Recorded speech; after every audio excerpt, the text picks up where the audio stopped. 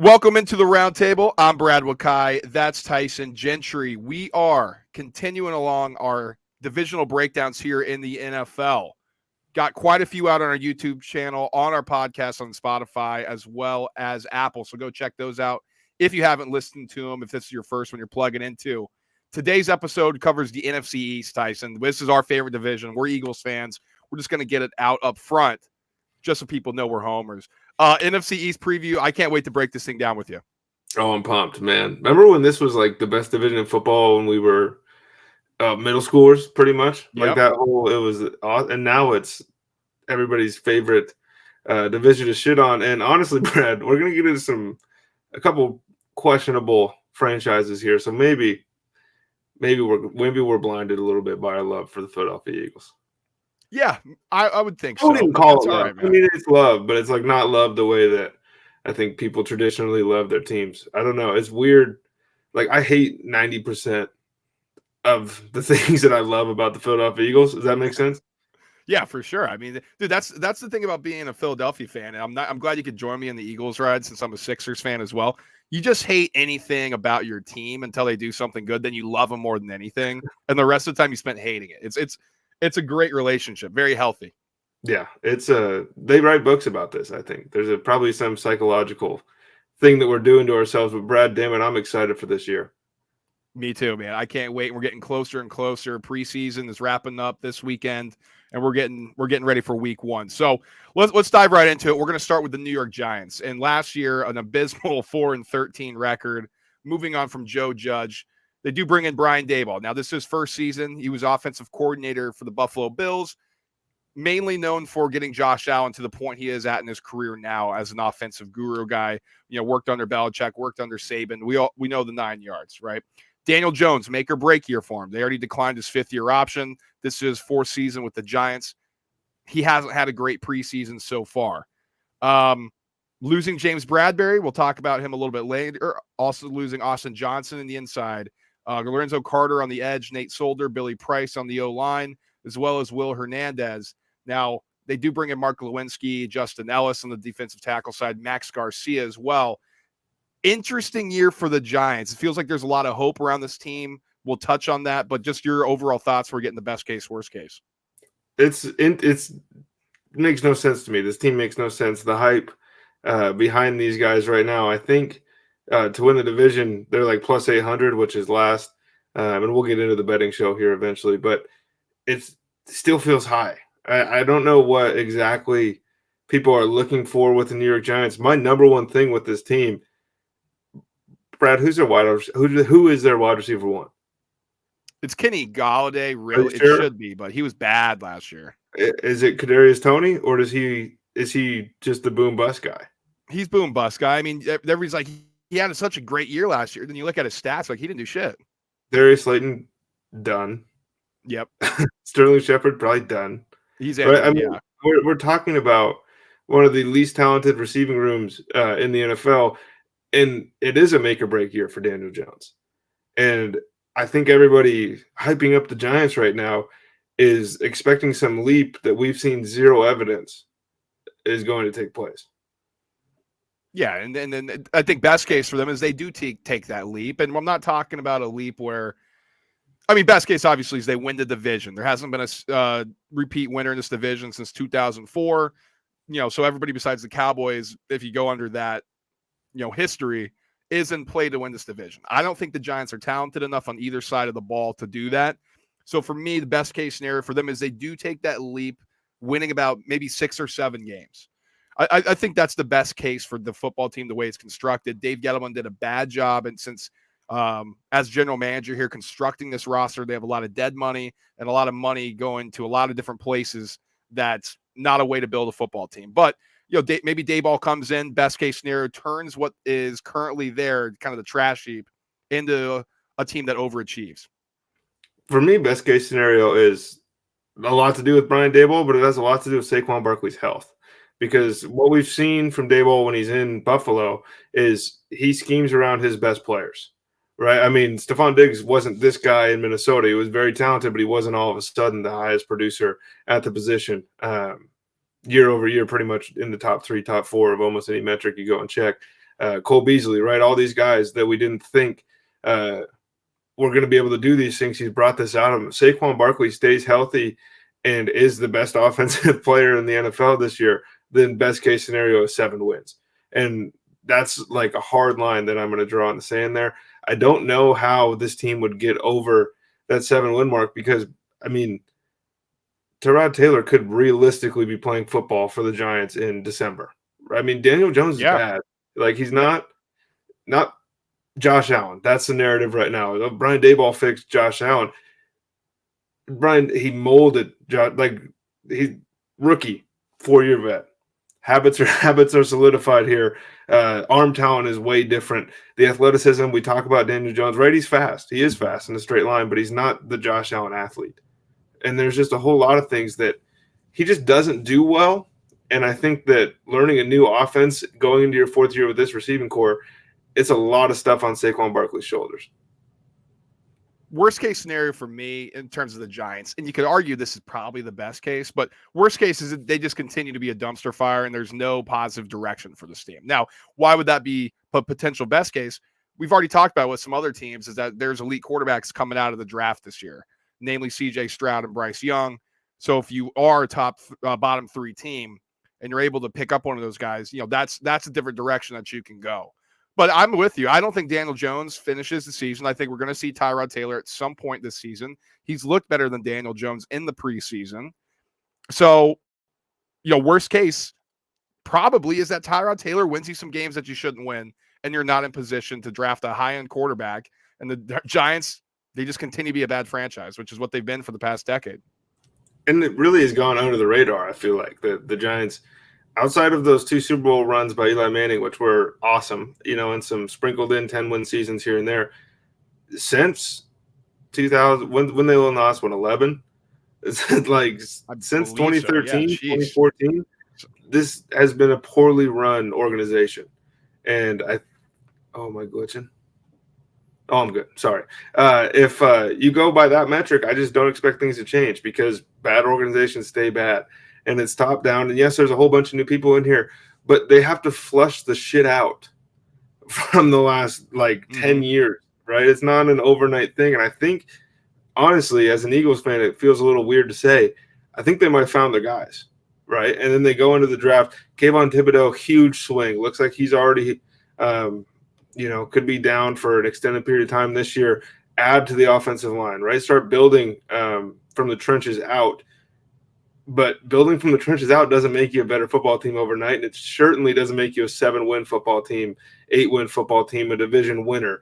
I think this is 3-4-win team is a realistic or worst case. Sorry, actually 2 wins worst case because I already gave my realistic one. I'll just go right into that. Yeah, realistically, I think this team wins 4 games, 3 or 4 games. I think this is what I ask people when they tell me they're high on the Giants. What does that mean? Better than last year? Sure. I could see them winning more than 2 games, but we can't be simultaneously are you high on them the same way that you're high on the Texans? Because if so, stop betting on the Giants to hit any of your outland. Yeah, sure, they could win the NFC East. It'd take a lot. Yeah, no, I completely agree with that. I mean, the way you think about the Giants, right? Anything can be better than what they were doing under Joe Judge. And I expect some level of competency to come from Brian Daboll over than what Joe Judge provided. So that's something, but that's not enough to get a football team with the Cowboys and Eagles who made the playoffs last year to that next level when we're talking about one of the worst teams, if not the worst team in the league for the past 10 years. And it was 2012 Super Bowl last Giants when I just looked it up. So 2011 season, you're right on that. I mean, realistically for me, man, I 4 or 5 wins. Giants are going to be bad. I think their offense is going to be anemic. Their quarterback play is going to suck, and I just don't know how good this offensive line is going to be. Yeah, you drafted for the past 2 years, Andrew Thomas and Evan Neal. They're still 2nd-year, 3rd-year player and a rookie. Like you said, it takes a while to build out from the trenches, and I don't think you can expect anything overnight to come from a football team that's been a disaster for the past few years. So let's get into the Commanders because there's a lot of questions surrounding this team. They should have kept football team, right? I like Commanders. You do? Well, dude, here's my thing about the Commanders. Everybody's like, what a stupid name. We can't even come up with a name. Washington football team is so dumb. And it's like, Oh, I I kind like of like Washington football team. Like a few years later, it's like Commanders, and then a few years later, like I actually kind of like the Commanders. Everybody just shits on the new thing that's new, just because like I'm so cool for shitting on it. I liked football team. I don't have much opinion on Commanders, but I liked Washington football team. Now you liked it though when people were hating it at first, so I respect that. It's the people who are like, "This is so stupid," like I can't believe it. They're like, "Oh, I actually like. They should have stick." I'm like, 2 years ago you said you hated it. Like, that drives me nuts. But Save your hate for the organization and the people running it. Let's go with that. Let's leave the name alone. fair, exactly. And yeah, the Dan Snyder owned Washington Commanders, first year under their new name, went 7-10 last year. Now this is Ron Rivera's third season. Had a pretty good first season there, making the playoffs. Last year was a little disappointing. This defense looked pretty bad, but they go and trade for Carson Wentz. They move on from Taylor Heineke. They've tried to patch things up with Alex Smith and then Ryan Fitzpatrick, who got hurt early last year in week 1. So then they trade for Carson Wentz after the Colts got rid of him. So big make or break year for Carson Wentz as well. We'll get into that. But I think what's interesting here is when you look at the players lost on this side, Brandon Sheriff, guard, who's really good for him, gone. Eric Flowers, they cut him. He's gone on the O-line. Matt Ioannidis, a D tackle, and Tim Settle, D tackle, gone, providing some depth there. And John Bostic at linebacker and Landon Collins at safety. They're all gone there. Here's interesting to me, even though they were 7-10 last year, they were 5-4 in one-score games and 3-0 in field goal games, which is number 1 percentage-wise in the league last year. The Carson Wentz-led Commanders, what's your outlook on them heading into this year? What does this feel like to you? I rank this team versus all the Washington teams that you can think of. Where would this team be in the Washington pantheon? Are we talking all sports? Are we talking Commanders? Like Commanders. Oh boy. Well, the talent on defense is absurd. I think they're very talented, but if it feels like, geez, man. I mean, the RG3 Kirk Cousins type of year, like you got some good pieces there on offense, but you have some question marks surrounding your quarterback. That's what it feels like to me. They haven't won more than 10 games in 31 years. That's crazy. It's going to take more than 10 games to win this division. Oh, yeah. We said bad organizations stay bad. And, yeah, I agree. I think that, you have monsters on defense. Jonathan Allen, monster. Montez Sweat, like, you run through the defensive line. Apparently, Chase Young is going to miss time here, which 4 games, I believe. Is a bummer because that dude he's next. Like, he's next up on the line of great edge rushers. But they go out, right? They have Antonio Gibson on offense. Now, all of a sudden, he's returning kicks, and we're bringing in Brian Robinson. The problem with the Brian Robinson thing is he's every NFL coach's dream because he's the stable back in your committee. He's the one that's not going to fumble, but he's also the one that's not going to create extra yards. And we saw that over and over and over again at Alabama. There's a reason this dude came in all world when he got to Alabama, and he just kept getting his job taken. And now he's taking Antonio Gibson's job. We'll see how that works. Carson Wentz throwing the ball to Terry McLaurin, probably the best quarterback Terry's ever had. Take Jahan Dotson at 16 in the draft, probably a bit of a reach, but a really good player. And we talked about this on our Big Ten breakdown. Kind of was just in the end zone all the time. That's what he does. He scores touchdowns. I like kind of some of the things they're building, but to me, it's just another Washington team. Best case for me when we talk about the Commanders, that Carson Wentz is their guy. Like, I mean, you're paying him a ton of money. They took on the entire salary and they paid his roster bonus back in March. So they're committed to Carson Wentz. They spent 2/3 when apparently nobody else was trying to trade for Carson. They bid it against themselves. And that's what bad organizations do, right? I mean, they constantly make mistakes in that front, but the best case for them is Wentz is their guy, and he starts spreading it out to McLaurin. Curtis Samuel stays healthy, and this defense improves on a really horrible season they had last year, especially in third down, and that they can compete for the division again. And it's, everybody's going to pound you to death with this stat. There's been no repeat winner since 2004. So by that metric, you got to take out the Cowboys, who we'll talk about next, and you're looking at 3 teams: the Giants, who we just went over, who we think is going to stink, the Eagles, who look remarkably better, or this Washington football team whose upside is really high. So best case scenario for me is they piece everything together and they win this division. I think that's the ultimate best case. I don't think they're going to make a run in the playoffs, but I think they have a shot to win the division if everything falls in place correctly. And I agree with that, but I also want to caveat that thinking that for them to win the division is a 9-win campaign or a 10-win camp, like with a lot of other things breaking the wrong way for other teams. We saw it 2 years ago. This is exactly what happened. Washington was able to go in, actually played Tampa Bay the closest in the playoffs, right? Everyone remembers the Taylor Heineke breakout game. But best case scenario is they – I don't know, man, because like what's the win here, right? You win 9 games, win the division, you go 9-8, make a wild card spot, whatever. And then like you just rock with Carson Wentz again. Well, they'd have to. I mean, well, they could cut him, I guess, but your ceiling is Cap there. And I know you got the jersey hanging up in the background. Like that was the guy.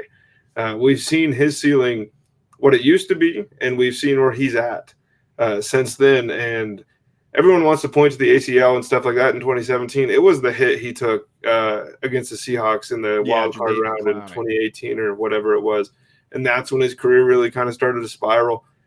I didn't think he was as bad as people said he was a year ago, but I don't think that player is in there anymore or even close to it.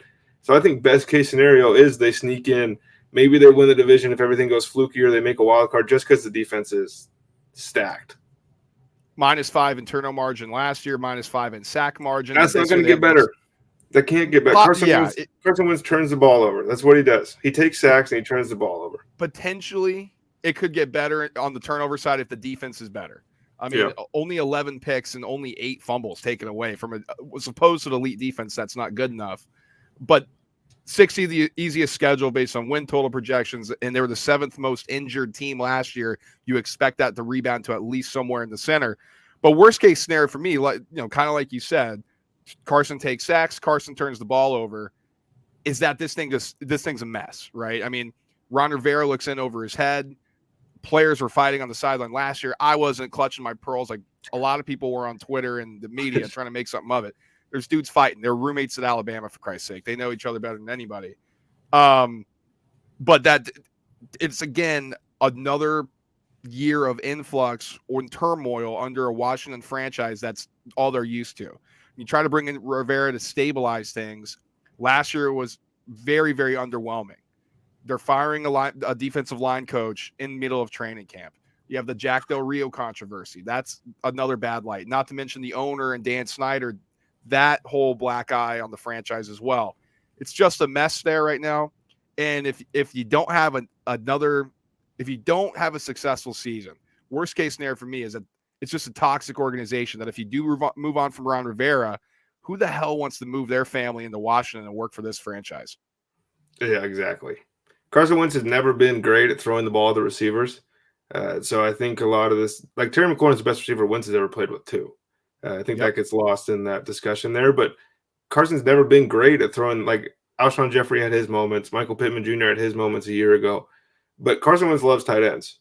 And if Logan Thomas is not going to play or is going to be hindered at all by the kind of – how many games has he lost to injury in the last 2 years? He's like 30-something years old now. He's, we've seen that cliff for these tight ends. And I actually – like I love the story, everything. Like if you go look that guy up, he's awesome.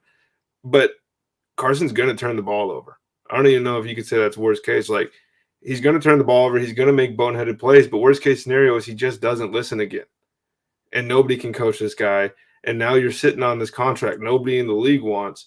He's won you 6 games. Now you're maybe in like the Tyler Van Dyke tier or Will Levis tier of quarterbacks. You kind of missed your guys at the top. And we're stuck in the same damn thing. Like it's over and over and over again with the 2 teams we've just talked about compared to the 2 teams we're about to talk about that seem to always be moving and shaking. Yeah, and realistically for me, and we kind of touched on the whole thing here, but realistically what I expect, I think the defense is going to be a lot better. They're going to look up the form like they did in 2020. And I think the offense is going to have moments. McLaurin's going to have, awesome parts of the season. I think he's going to have awesome highlights. I think Robinson's going to look good, and there's going to be awesome Antonio Gibson clips, but it's not going to be enough. And they're going to be what they were last year, 7-10, 8-9, 9-8, whatever, somewhere in the middle of the pack. And it's just not going to be good enough again. I'm in the exact same spot. Like anywhere from 6 to 8 wins, missing the playoffs. like there's a weird world where they're second in the division this year, maybe. Like maybe Dallas takes a huge step back or Philadelphia isn't what we think they're going to be. But realistically, like, does it matter? Probably not. All right, let's get into Dallas, and I'll give the overview before we get to the big news coming out of Dallas today. But 12-5 last year, lost 17-23 to the wild card round to the Niners on some bonehead fucking QB draw that they did with 20 seconds left and no timeout. Absolutely insane. Hey, you can't talk about Dak that way. You can't talk about Dak. It wasn't Dak. It's that moron Kellen Moore, and everybody wants to crown this kid, dude. And dude, I'm looking at these advanced stats. It's bad, dude. Like, not even on Madden do you run the type of shit he runs and how predictable it is. But I digress. I give you the overview here. McCarthy's third season been kind of laughed at. I think he's won games. I don't get all the Mike McCarthy hate. I get some. Mike McCarthy. He's been Mike McCarthy. He's good enough to win a Super Bowl and Green Bay. Obviously, he had Rodgers, and you downgrade a little bit with Dak. But Dak Prescott, 7th season. Imagine that. I know. Isn't that insane? 7 years already. But juxtapose that with Carson Wentz, who we were just talking about that, right? Same draft class. Yeah. Which one do you feel like's been in the league longer? It feels like Carson's been in forever. I can't believe Dak's 7th year, man. It's weird. Now, here's where it gets interesting with Dallas. I'm going to read off the players that they lost and then the players they added. I'll some big names here. Amari Cooper, wide receiver, gone. Randy Gregory, rusher, gone. Offensive line of Connor Williams, out. Lyle Collins, out. Also losing Cedric Wilson at receiver, Blake Jarwin at tight end, and some safeties, DeMonte Kaiser and Keanu Neal, who's with Dan Quinn in Atlanta, who's good for him last year as well. Now, you lost a lot. Who'd you add? I'm not kidding you. 3 players in the offseason. Dante Fowler on the edge, James Washington, wide receiver, and Ryan Nall at running back. 3 players after losing all that, and important pieces too. They do draft Tyler Smith in the first round. He's a tackle. I'm burying the lead, though. Big news, left tackle Tyrone Smith, their best player on the line at this point, going to miss 4 months with an injury. He's got to get surgery. Quad, hamstring type of injury. He's done. They're going to start 3 new offensive linemen on the line this year for the first time in a long time. Where are you at with the Cowboys? This is where I'm at with the Dallas Cowboys, and I've been prepared to sound like a hater because I am, and that's just the reality of the situation. I think last year I sat here for maybe 30 minutes talking about the second coming that was CeeDee Lamb, and how he was going to take Amari Cooper over as that number 1 wideout.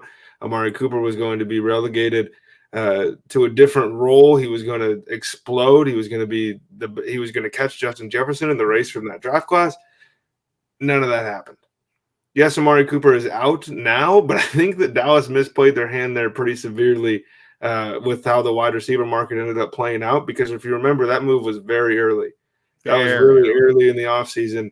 And then it was like, oh, that contract that Amari Cooper wanted really was – that would have been a bargain. We should have signed him for that. And now we're here. We have Dalton Schultz, who we've seen be good for 1 season, which, at tight end, it does take a minute. Maybe this is him truly breaking through. But is he going to be your number 2? Because Michael Gallup starts the season, probably will miss the first 4 weeks. I believe he's still on the physically unable to perform list, but he might have got taken out. I don't think they're saying he may miss the season. So if Gallup can't go at the beginning of the year, you're trotting out Jalen Tolbert as your number 2 wide receiver. I loved him coming out of the draft. Rookie from a small school. It's going to take a minute. It's very unlikely he rolls in and is amazing. They're starting 3 new offensive linemen. Ezekiel Elliott was banged up a year ago, looked a step slow. We know about the age cliff for running backs, and he's actually a year past that. So now we're looking at Tony Pollard, who, again, like CeeDee Lamb, we've been hyping up ridiculous amounts. Have to see it. He's running with the wide receivers because they don't have anybody to throw the ball to. And by the way, Brad, the defense got a lot of takeaways last year. And the defense allowed a lot of yards and a lot of scoring. And what comes down normally when those 3 things are all the same, which one's going to regress? That's the defense or the takeaways, man. I mean, it's going to be 26 interceptions he took away last year. Man, it's nuts. Plus 14 turnover margin, not even close to anything. It was crazy. A lot of yards, and Trayvon Diggs, I think he's going to be exposed a little bit this year. But let's jump in the best case. Best case, obviously, is them winning the division, getting back to the playoffs. I think that's obvious. That they become the first team since 2004 to do it. They have the 10th easiest schedule based on win total projections. Now, it's going to come down to Dak Prescott. How good is he really? Can he overcome this new offensive line? I mean, he's been at the luxury of having elite units at receiver, offensive line, and the early part of his career at running back. Now, he's taken the load, and he's been a top 10 QB since he's stepped into this role and kind of taken over the mantle. But this is going to be the first year, I think, of true position adversity that Prescott has around him that he's going to have to face. Best case, they make it back to the playoffs. Best case, Prescott is the driving force beyond that, and you can continue to build around them. I actually think it might go a step farther than them winning the division. I think best case, like, I could see this team getting a bye and going in, maybe winning a playoff game, and then finding themselves in the NFC Championship. I know everything I just said, and I think that's true. But I also think there's a reality, there's a non-zero chance that I was just a year early on CeeDee Lamb, and he is a monster. Dak Prescott figures it out, and the defense actually, they don't get 26 picks again. But maybe they are just really talented at taking the ball away, and maybe it's opportune times. And I will say this, everybody out there right now is loving if anybody's going to break the NFL quarterback passing yards record, it's going to be Justin Herbert, right? That's what everybody's saying. Dak Prescott might sling this thing 60 times a damn game. Like, Dak Prescott might lead the league in passing, and I don't know if that's going to be conducive to winning, but I know it's going to be fun to watch. And worst case to me is the team that was the 8th healthiest in the league last year gets banged up. That defense doesn't look the same, and you kind of go through the laundry list of the turnover luck doesn't go in their way. The sacks are going to decrease. They were a +8 sack margin last year. That's going to change, I think, with this new line. And DeMarcus Lawrence getting a year older. Dante Fowler, he's a little older. What's the pressure going to look like on the quarterback? And then Micah Parsons, obviously great. I think he's going to have to play more traditional linebacker this year. Worst case scenario for me, Cowboys are a disaster. Mike McCarthy gets fired. And then you're a new quarterback or a new head coach for Dak Prescott. You got your third one since he's been there. Which will be Kellen Moore. Which would be crazy. Like, if it's that bad, I don't think you can promote the OC. Like, they love him, man. They love Kellen Moore. And you know what? They love Jason Garrett too. And as Eagles fans, I'm fine with that. Promote Kellen Moore. But that guy got like 14 years or whatever it was. Jason Garrett got a long leash. And I think worst case scenario for me would be this team just doesn't have the juice. Like, maybe they're closer to the Giants than they are to the Eagles or the Redskins or Commanders, sorry. At the end of the year, whoever ends up winning this division, we both established we don't think it'd be the Giants. But there's a chance like this, nothing goes well. Maybe they do have to throw the ball 50 times a game. Maybe Ezekiel Elliott is actually over the hill. Maybe Jalen Tolbert, right, is going to be a good player. Probably not in year one. Everybody broke our brain. Jamar Chase broke our brain. Justin Jefferson broke our brain on what we expect from rookie wide receivers. If he puts up 700 yards and 5 touchdowns, 80 catches, 100 targets, that's a really good year. That's a really, really good year, or 60 catches even. Really good year for a rookie. If he's around those numbers, which I expect him to be, this isn't going to be some run and gun 55-point-a-game Dallas Cowboy effort. I think this offense is due for regression. And I think that a lot of the things that they've been able to hit people with, and I'm not an Amari Cooper guy. I think Amari Cooper was maybe the most important part of that offense when I look back and think about the attention that he drew and the detail that he paid to his role on that roster. He was he was the gravity. And now the gravity's gone. CeeDee Lamb, how many times did you get double teamed last year, dropped the ball? It was like every time we saw him on TV, right? And so now we're expecting him to just jump and everybody on this team to jump when they lost 8 pretty good players. Yeah. And they added 3, and one of those guys might not even make the roster. Realistically, I think this is too much to overcome. What they lost, the lack of depth I think they have, and I think they're going to get injured this year just due to that regression of the healthiness and the injury luck and things like that comes with the NFL year to year. And I think their turnover margin is not going to be close to what it was last year. I mean, go plus 14 turnover margin, plus 8 sack margin. That's not going to happen this year. Realistically, I think this is an 8 or 9 win football team. That's what I'm expecting from this team this year. I'm on the exact same number. Like that's what's been going through my head since we decided this is what we were going to do for this division. I just don't see it, man. I don't get. I guess we'll both be wrong if they go on and do what they're going to do. But it's been a minute since we were wrong about the Dallas Cowboys. Well, I did say NFC Championship game last year. That's but true, I did actually. say I was good. Yeah, no. I said they're going to be good. I said 12-5. I'm going to puke. I said NFC Championship, so I lost in the playoffs. So I was a little pissed about that. All right, let's get into our Philadelphia Eagles here, and we're going to do our best to take our fandom out of this, obviously. So we'll break it down. We'll break it down as well as we can here. Now, 9-8 season last year. Nick Sirianni's first year as head coach. They got trounced in the playoffs 15-31 in the wild card round to the Bucs, and it wasn't even that close. I think had the best offseason in the league by far. Getting A.J. Brown from the Tennessee Titans on draft night. Acquiring Hassan Reddick to be an edge rusher. James Bradbury. You lose Steven Nelson, replace him with James Bradbury to pair with Darius Slay, I think is awesome. Now, I am concerned about losing Hassan Ridgeway and Rodney McLeod. But, I mean, other than that, Jordan Davis, who they drafted, Cam Jurgens, a center who's going to be there hopefully for a decade at center, and Nakobe Dean that you get who fell. It could be a day one starter at the linebacker position. They coming out of Georgia. Absolutely incredible offseason that the Eagles put together. Yeah, a year ago, we were ready to, hang Howie by his boxers on Broad Street, right? It was like, this guy sucks. And then after this offseason, he's the best again. But realistically, like for Philadelphia, a year ago, they were not supposed to win 9 games. They started the year throwing the ball all over the field. Nick Sirianni couldn't get enough, deep shot after deep shot after deep shot. And then the team wasn't very good at that. So they became the most run-heavy team in the NFL, railed off a bunch of wins. Yes, they beat bad teams. They didn't actually beat anybody that made the playoffs, but they still beat the bad teams, right? And if we're going to be nitpicky about some of these other things, they lost one possession games to playoff teams over and over again.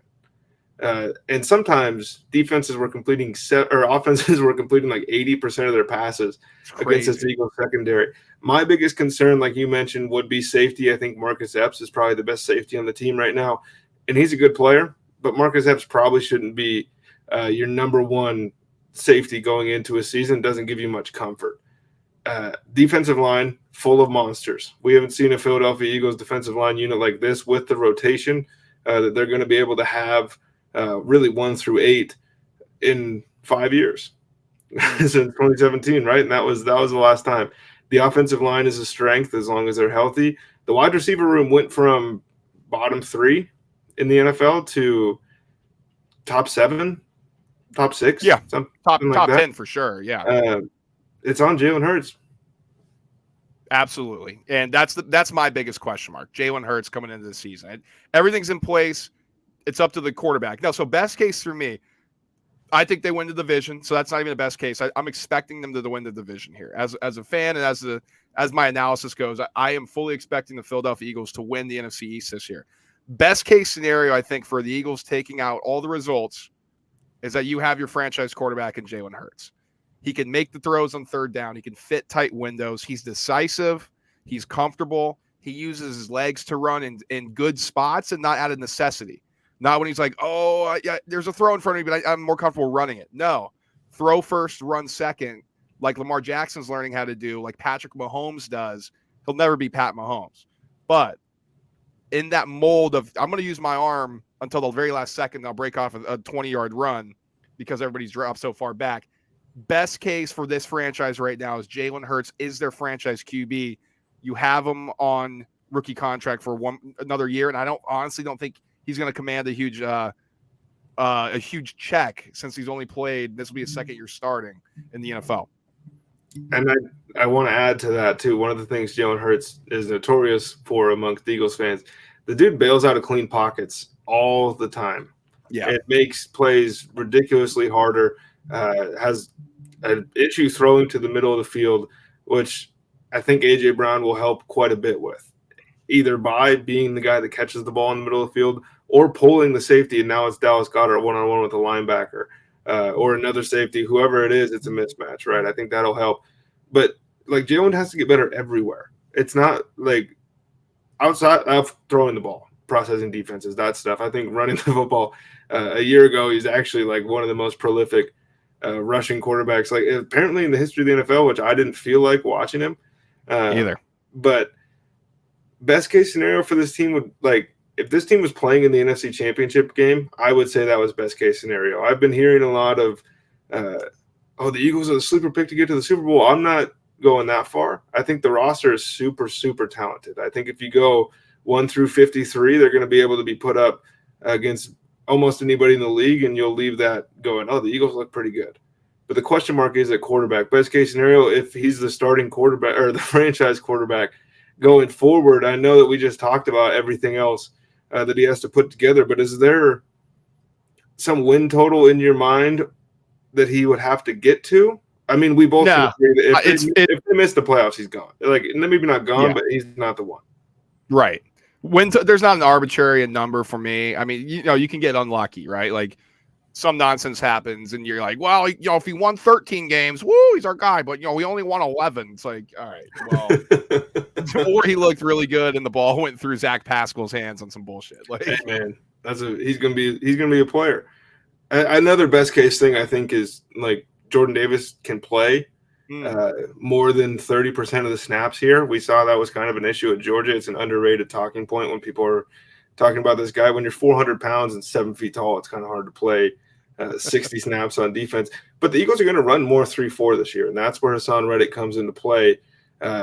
Mixing up looks, Jonathan Gannon was very vanilla last year, and I think that's a knock on him. But I think it was almost by necessity, like he had to be. There wasn't a lot of talent. The linebacking room was 32nd out of 32 teams. Had to be. It was a bad group. This year, you said Nakobe Dean, if he can come in and flash, that's a win. Kaiser White, if he can play, that's a win, right? There's TJ Edwards, if he's as good as he apparently looks in camp, that's a win. We had the Darius Slade, James Bradbury, if those guys are ready to rock with Avonte Maddox, that might be a top 10 corner group in the league, maybe even higher than that. Everything is in place in Philadelphia. And I think what people are missing when talking about the Eagles, like they have to make some massive jump. They were in the playoffs. They made the playoffs. Last year's over. With the first-year head coach and quarterback. And things weren't looking good, right? A first-year head coach that was running the wrong scheme for 5 weeks, but showed that he was malleable enough to kind of be, okay, this isn't working, let's run the ball. Yep. It could be scary. I'll add to your point here too. +0 in turnover margin last year. Only 4 fumbles taken away and only 12 picks taken last year for a team that's a ball hawk, has ball hawk players, and you bring in another one, Bradbury. Jets, Broncos.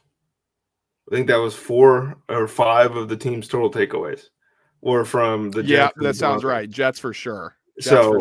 And they had the fumble return for a touchdown by Slay, and I think they had 2 more interceptions in that Broncos game. So they're +0, but realistically, you take those 2 games out of the equation, and they were losing turnover battles to good teams. Yeah. And if the best case is going to be playing in the NFC title game, that can't happen again. -2 in sack margin. They allowed 31 sacks. This was a banged-up offensive line unit last year. They're the third most combinations in the entire NFL. I don't expect that to happen this year, so that should help. And they add pass rushers. That helps a ton when you talk about that margin. Last thing on this point before we move to worst case, second easiest schedule based on win total projections for the Eagles this year. That should help them out as well. Worst case scenario, and we touched on it, and Tyson gave you a huge big picture look at everything. Worst case, I think it's very clear. Jalen Hurts isn't good enough to be a starting quarterback in the NFL. What is the worst case if that happens? You said it. They don't make the playoffs. They don't win the division. And we're talking about a team who overperformed expectations a year ago, and maybe just they overperformed and they're really an X amount of win team, maybe 6 or 7. I think that's a scary situation if you're the Eagles, especially if you're a fan. And I think even more if you're the organization, you're like, holy shit, we thought we were building to something. We just won 9 games last year. We improved the roster everywhere, and we regressed just because our one position, our quarterback, was the weakest point. Now, you can get aggressive and go try to make changes, but I think in the term of 1 year, worst case scenario is Jalen Hurts massively underperforms, and this team takes a huge step back in public perception as well as performance on the field. And it's just a bad season for them. They don't make the playoffs. They don't win the division. And the Eagles have almost insulated themselves really well from that possibility, right? This is a team with 2 more first-round draft picks going into a 2023 class where Howie Roseman's not shown us that he'll take a running back that early, but there haven't been any coming out. Like Jahmyr Gibbs on this team would be awesome. Bijan Robinson on this team would be awesome. I think Miles Sanders not being able to play is a worst-case scenario. Maybe like if they're going Boston Scott, Kenny Gainwell, who apparently has been pretty bad in practice. A.J. Brown learning a new scheme. Maybe that doesn't go great. But worst case scenario, like Jalen Hurts can't play, but they got a lot younger on the margins this year, I think.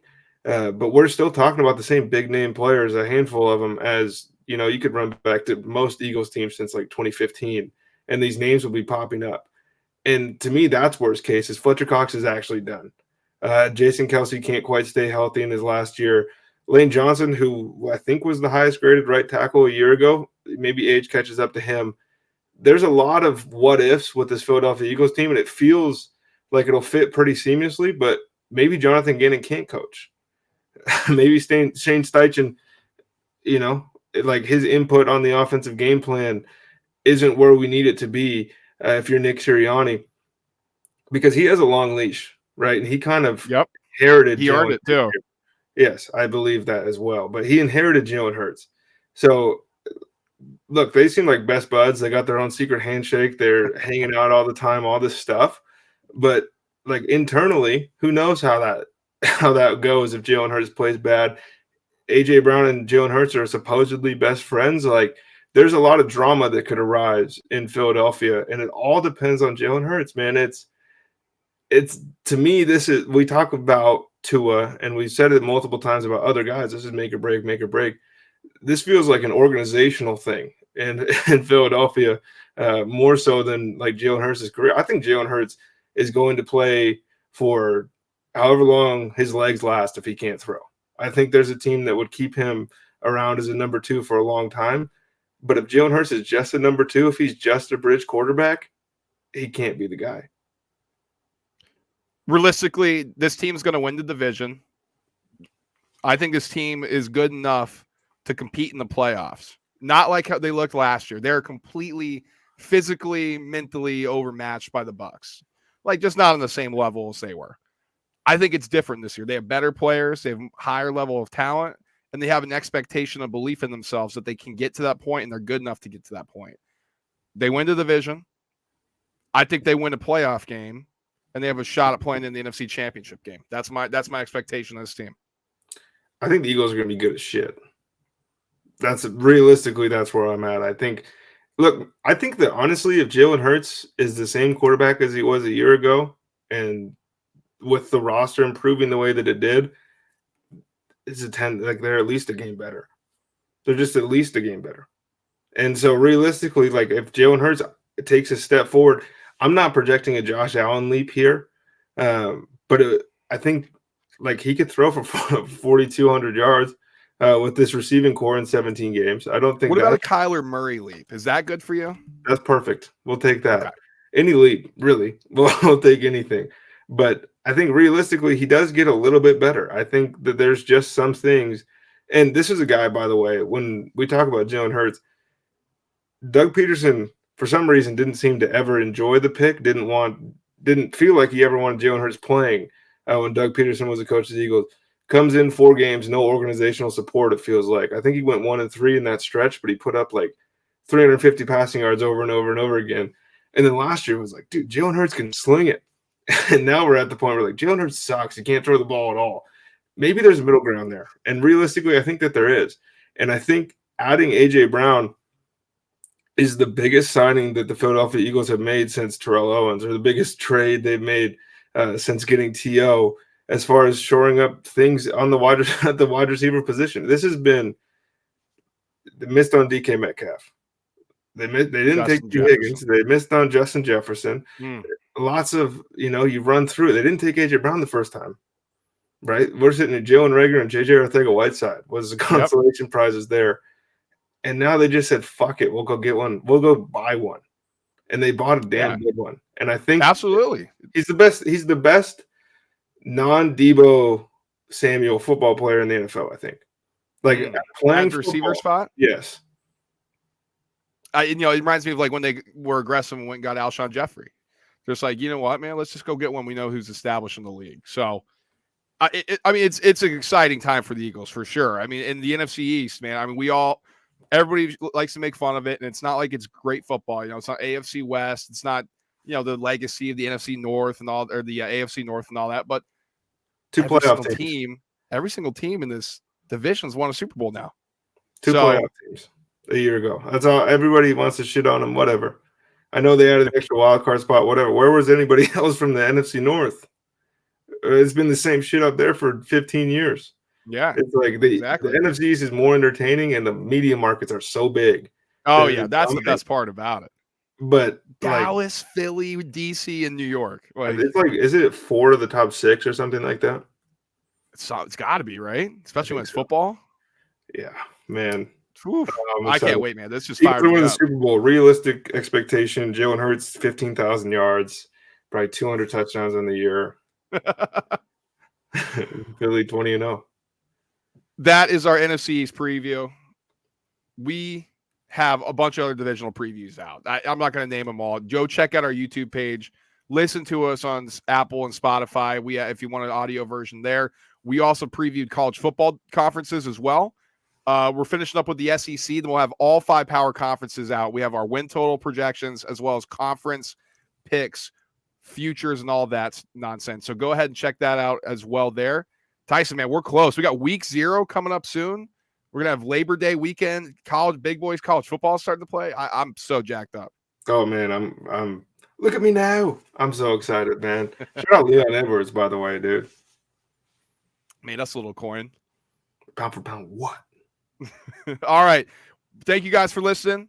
Follow us on our social medias. It's been run at the bottom at _ the roundtable pod _ on both Instagram and TikTok, and Twitter is at TRT _ pod. We appreciate you guys listening to us. Until next time, peace.